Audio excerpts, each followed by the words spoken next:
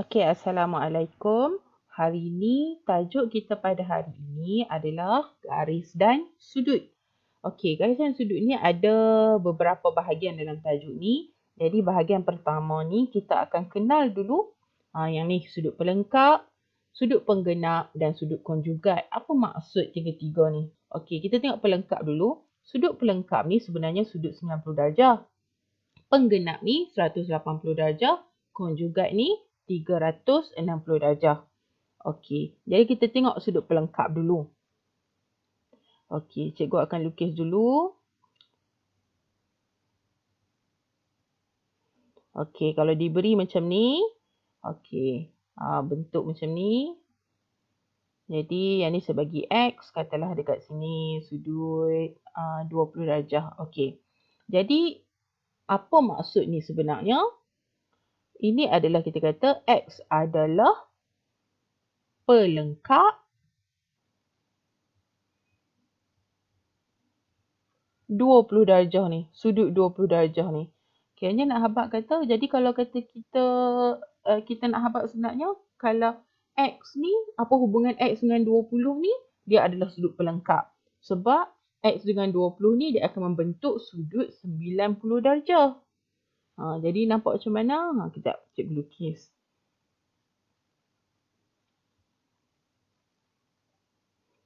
Jadi bentuk kotak ni lah. Jadi kalau kita nampak, ini maksud dia 90 darjah. Ataupun kita panggil sudut tegak kan, 90 darjah kan. Nama lain dia sudut pelengkap lah. Okey, bukan nama lain. Maksudnya dalam sudut tegak tu, apa hubungan antara dua-dua sudut ni adalah kita panggil sudut pelengkap. Iaitu dia membentuk 90 darjah. Hubungan dua-dua tu lah. Okey, jadi macam mana nak cari X? Jadi X sama dengan 90 darjah tolak dengan 20 darjah. So, kita dapat X sama dengan 70 darjah. Macam itulah. Jadi, kiranya sebenarnya adalah kita boleh kata apa hubungan antara X ni dan 20 ni? Dia adalah hubungan dia adalah pelengkap. Dia saling melengkapi lah gitu. Okey kah? Dia pelengkap untuk jadi sudut 90 darjah. Okey, kita tengok penggenap pula. Sudut 180 ni, kita tahu 180 ni adalah pada garis lurus 180 ni selalunya. Jadi sama juga, kalau katalah contoh sini saya bagi X, ada satu garis lurus, sini saya bagi 12 darjah, sikit sangat kot. 42 lah. Okey, 42 darjah. Jadi, nak habaq kata apa hubungan antara mereka dua orang ni? So, ini kita panggil sudut penggenap. Sebabnya, kalau kita tambah dua-dua sudut ni, kita akan dapat 180 darjah. Okey, jadi macam mana kita nak cari sudut X ni? Kita dah tahu bentuk dia ni. Nampak tak? Jadi kiranya dua-dua semua ni nilai dia adalah nilai dia adalah 180 darjah. Jadi lagu mana nak cari X? X sama dengan 180 tolak dengan 42 darjah. Maka kita akan dapat jawapan dia adalah 138 darjah. Macam tu je lah. Tak ada apa pun. Okey. Kita tengok konjugat pula. Konjugat ni 360 darjah.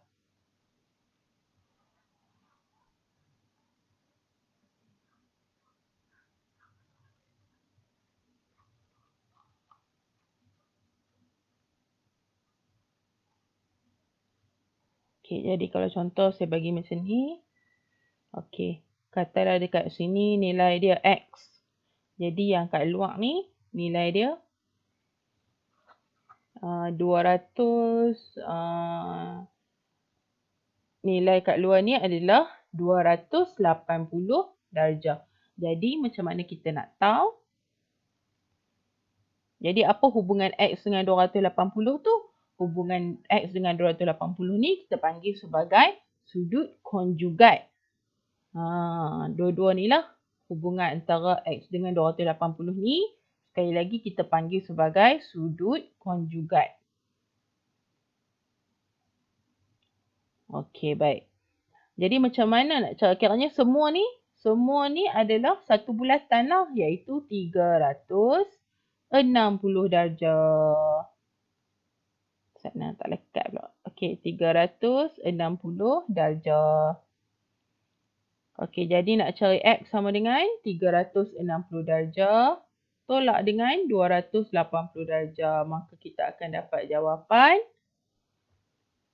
80 darjah. Macam tu je lah. Dia nak tahu hubungan tu saja.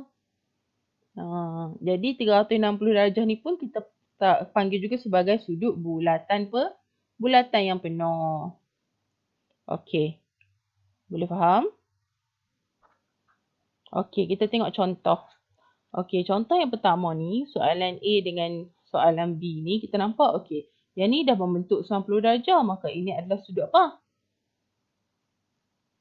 Betul ke penggenap? Tak apa, kita tulis dulu. Okey, penggenap 90 darjah kan?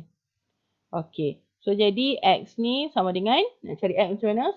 90 tolak dengan 68. Maka kita akan dapatlah jawapan X tu berapa?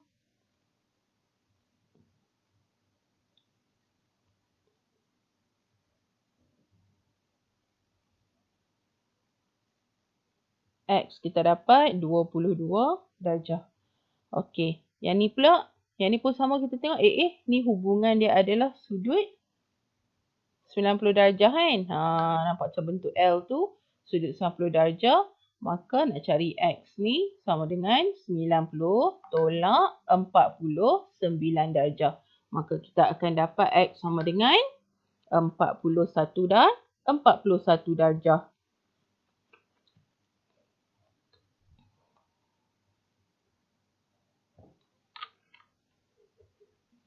Okey. Betul ke yang ni penggenap yang nama dia ni?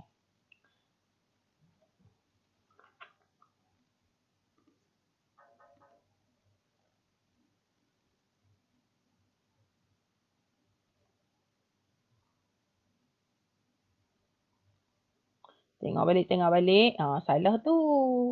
90 darjah ni adalah sudut pelengkap. Jadi 180 ni, kita potong lepas dahulu. Saya pening pula. Maka yang ni nama dia adalah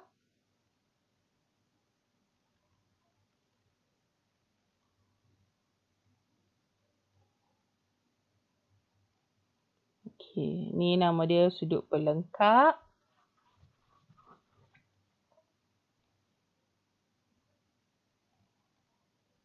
Okey, bawah ni kita panggil sebagai sudut, baru betul sudut penggenap. Sebab penggenap ni 180 darjah garis lurus. Jadi nak cari X macam mana? Semua ni adalah 180.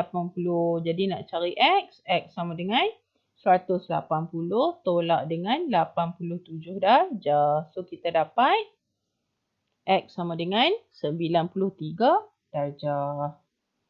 Okey. Okey, mari kita tengok soalan B pula. Soalan B pun sama, kita tengok duduk atas garis lurus tu. Bila garis lurus, maksudnya 180. Jadi nak cari X sama dengan 180 darjah darjah dengan 135 darjah. So kita dapat X adalah sama dengan 45 darjah. Okey, ini menunjukkan sudut penggenap lah. 180 darjah. Okey, kita tengok contoh yang ketiga ni pula. Ini kita nampak dah, ni macam sofa bulatan kan. Jadi ini automatik, ini adalah sudut konjugat, iaitu 360 darjah. Okey, jadi nak cari X macam mana? X sama dengan 360 darjah tolak dengan 78 darjah. Maka X kita akan dapat 282 darjah. Okey. B pula. Jadi nak cari X ni, kita nampak dia bulatan tu kan. Jadi kita tahu dah ni mesti 360 punya. 360 tolak 115. Maka X dia kita akan dapat 245 darjah. Macam tu. Ada soalan?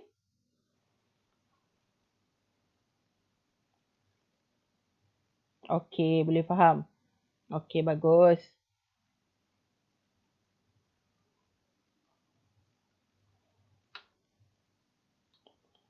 Okey.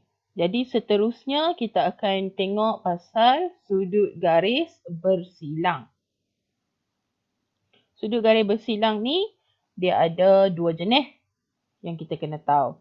Garis bersilang ni kena tahu dulu apa maksud garis bersilang ni. Maksud dia dua garis lurus. Keyword dia tu dua garis lurus yang bersilang.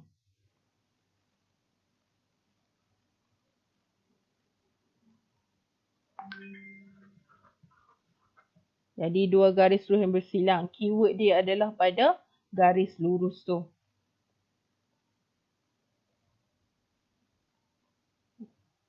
Kita tahu garis lurus adalah 180 darjah. Okey, jadi contoh dia, katalah ada satu garis lurus AB. Dia bersilang dengan garis lurus CD. Jadi setiap celah di antara garis lurus tu ada dia punya sifat-sifat dia. Hukum-hukum dia yang kita kena tahu. Setiap celah ni lah dia ada hukum dia yang kita kena tahu. Baru kita boleh jawab soalan. Okey, baik. Jadi yang pertama sekali adalah sudut bertentang bucu. Sudut bertentang bucu. Jenis yang pertama ni adalah sudut bertentang bucu. Okey, jadi macam tadi juga ada dua garis lurus AB dan garis lurus CD yang bersilang. Jadi bertentang bucu ni maksudnya contoh katalah sini A. Saya kalau sebut A pening pula kan. Okey, saya tukarlah saya tukar dengan huruf lain. Kejap ya.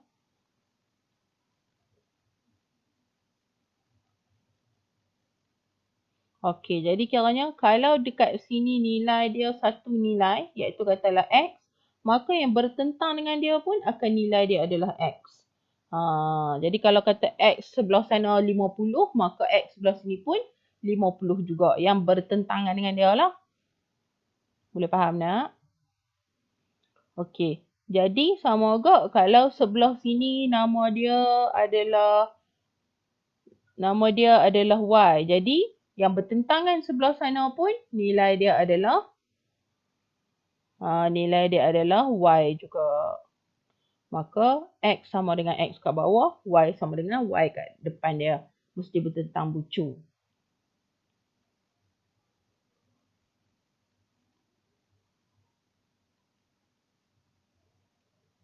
Ingat, yang bertentang bucu sudut akan nilai sama. Okey, nombor 2 kita ada sudut bersebelahan. Okey, sudut bersebelahan ni dia akan membentuk hasil tambah dua-dua sudut yang duduk sebelah-sebelah dia akan dapat 180. Sebab ingat ada ni cerita pasal dua garis lurus yang bersilang. Jadi kalau dua garis lurus maksudnya mesti 180 lah. Okey, jadi contoh dia ada dua garis lurus lagi AB dan CD. Okey.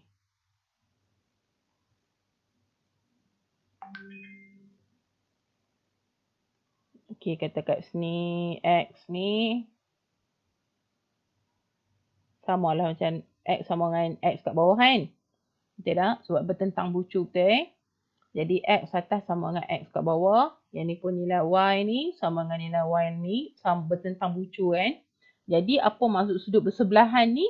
Kiranya kalau Y ni tambah dengan X ni nilai dia adalah 180 darjah. Kalau kita tambah X dengan Y ni maka dia akan dapat 180. X tambah Y sama dengan 180 darjah. Tu maksud dia sudut bersebelahan. Yang duk sebelah-sebelah. Mesti bertambahnya 180 darjah. Jadi bila ada dua garis yang bersilang, dua garis lurus yang bersilang, kita akan dapat macam ada dua benda yang terjadi kat situ. Yang pertama mesti bertentang bucu, yang kedua mesti berlakunya sudut bersebelahan. Kena tahu, kena cam. Okey, mari kita tengok contoh.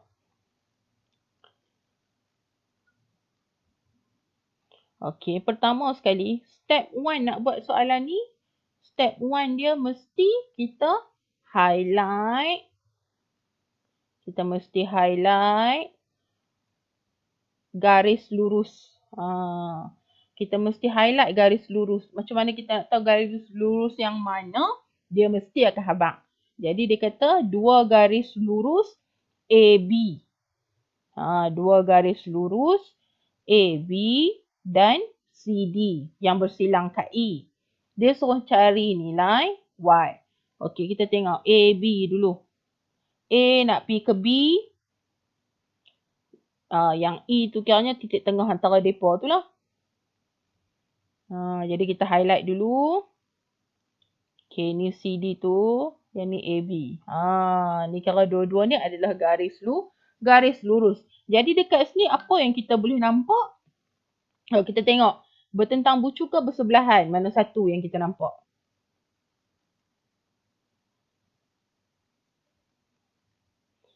Jadi kita nampak 3Y ni dia adalah bertentangan bucu dengan 135. Jadi maksudnya nilai dia sama lah.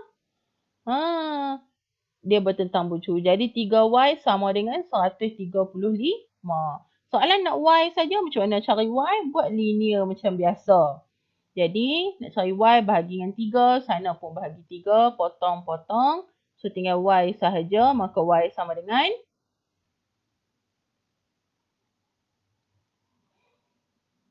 45 darjah. Boleh?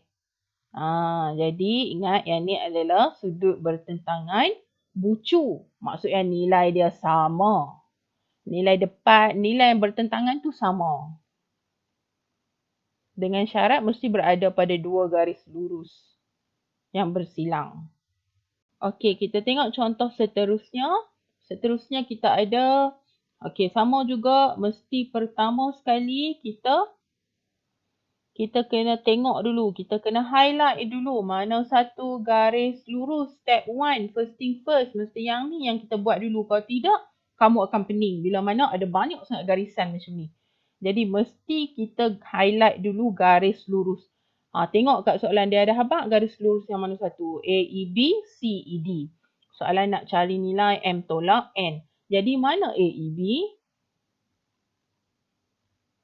Okey, garis AEB. Kemudian kita akan garis CED pula.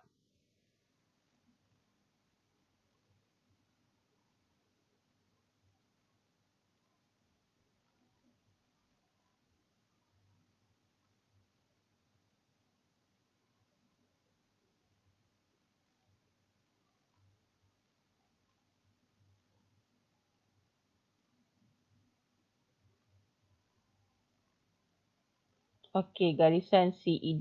Boleh lah ni. Sengit sikit. Okey, so sekarang kita tengok betul-betul. Mana satu yang kita boleh guna. Sudut bertentangan bucu ni dengan sudut bersebelahan. Tengok antara dua-dua garis lurus ni, mana satu yang tentang bucu. Kita tengok ada dua garisan tu kan. Garisan yang kita tak highlight. Garisan ni dia hanya penyebuk saja. Dia tak guna pun garisan ni. Dia sahaja nak bikin kamu confused. Jadi yang kita nak kena tengok betul-betul antara garisan yang kita highlight tu saja. Jadi tang mana yang dia sama bucu?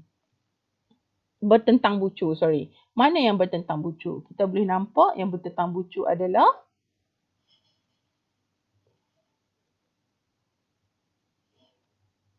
45 tu tak boleh bertentang bucu. M tu tak boleh bertentang bucu dengan 54. Sebab ingat cikgu kata garisan tu tak boleh pakai kan? Jadi kita nampak kat sini. Ya, betul. N tu yang bertentang bucu dengan 59. Dia bertentang bucu. Kita colour sikit nak bagi nampak. Maka N ni nilai dia sama dengan 59. Okey. Jadi dah tahu kat situ, tulis balik dalam gambar rajah supaya kita nampak. Okey, seterusnya. Boleh tak lagi nak cari M? Kita tengok lagi macam mana nak cari M. Guna kaedah apa pula ni? Nak cari M ni. Kita nampak ini adalah sudut bersebelahan kan? Betul tak? Nampak tak sebab dia sepanjang garis lurus AEB. Ingat tak garis lurus 180 tadi kan? Maka semua tiga-tiga ni nilai dia adalah 180. Maka nak cari M ni sama dengan 180 tolak dengan 59 darjah tolak dengan 45 darjah. Maka M dia kita akan dapat. Berapakah kira cepat?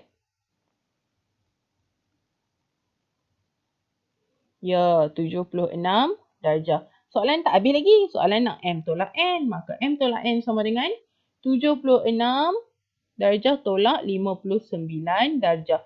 Maka jawapannya adalah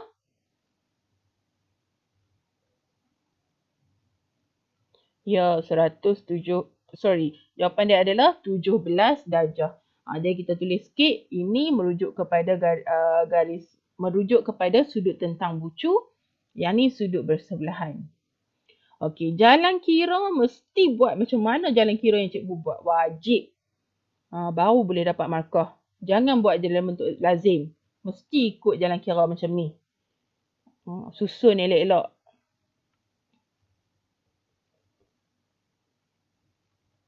Okey, boleh.